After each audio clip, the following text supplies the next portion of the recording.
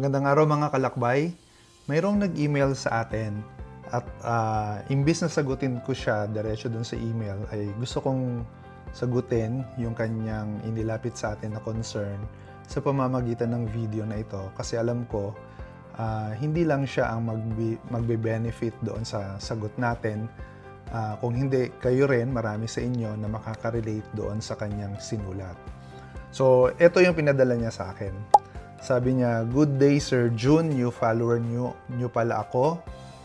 At nakita ko yung video nyo about sa advocacy nyo, kaya manghihingi sana ako ng advice.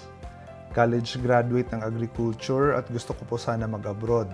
Kaso wala pa po akong long skills experience kasi ang experience ko lang ay nakapag-OJT po ako dito sa amin at may NC2 na rin ako ng organic agriculture production.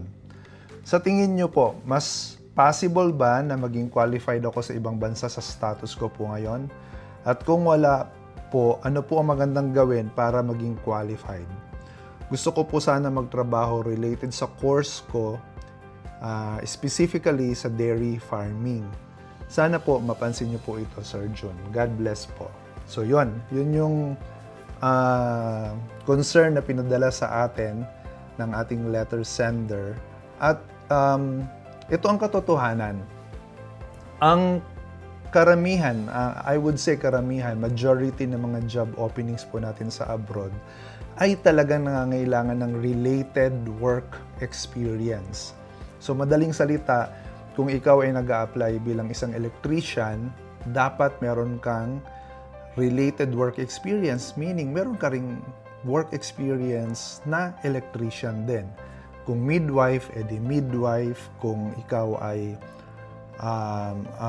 purchasing officer, so ganun din yung work experience na hinahanap ng employer. Kasi ganito lang po yun eh. Pagdating nyo po sa ibang bansa, short term lang po kayo doon. Contractual worker kayo. Mostly ang initial contract ninyo, 2 years. So, ang gusto ng employer, pinuhunanan kita, malaki ang nagastos ko sa'yo. Pagdating mo dito sa job site, ay minimal na lang yung training na ibibigay ko sa'yo. Para gusto ko makapagsimula ka kaagad ng trabaho. So, yun ang gusto ng mga employer. However, meron namang mangilan-ngilan na may mga trabaho na they are willing to accept kahit wala kang related work experience. At meron din naman talaga na ang hinahanap talaga nila by intent, by purpose talaga ng employer, naghahanap talaga sila ng someone who has zero work experience. Sa letter sender po natin, ang kanyang background daw ay dairy farming. At yun din ang gusto niya maging trabaho or siguro related somewhere doon sa agricultural industry po. So, dalawang bansa ang naiisip ko. Dairy farming, definitely attractive yan at meron yan sa New Zealand. Hindi pa nga lang kami nakakapag-deploy ng dairy farmer sa New Zealand, pero marami ako nakikita. At yung letter sender natin ay pwede siyang mag-search ng mga recruitment agencies na merong accredited job opening, dairy farming sa New Zealand.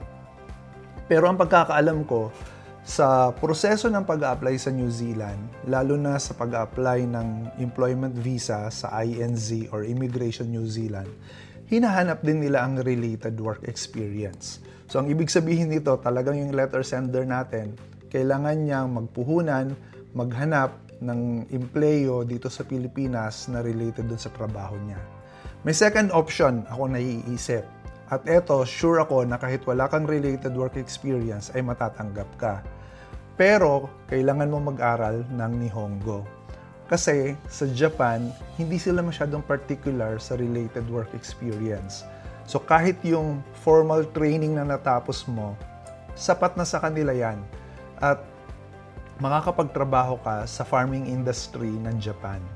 Pero ang non-negotiable sa Japan ay ang knowledge mo sa language. So, kailangan mo, letter sender, mag-aral ng Nihongo, at least level N4, JLPT N4. So, ibig sabihin, mag-aaral ka ng 3 buwan, that's N5. mag-aaral ka ng 3 buwan uli, that's N4, tapos kukuha ka ng examination. Hindi yung aral lang, kailangan certified ka. Pumasa ka sa isang examination at meron kang certification na ang iyong Nihongo talaga ay JLPT N4 or ang equivalent nito, kasi dalawa ang pwede mong kuhaan ng examination, JFT Basic. Same lang yun ng level at same lang yun na kinikilala sa Japan. Letter sender, kung meron ka na nito, balikan mo ako at siguradong matutulungan kita paano makapagtrabaho sa Japan. Yun lang, sana nakatulong. Amping Pirmi,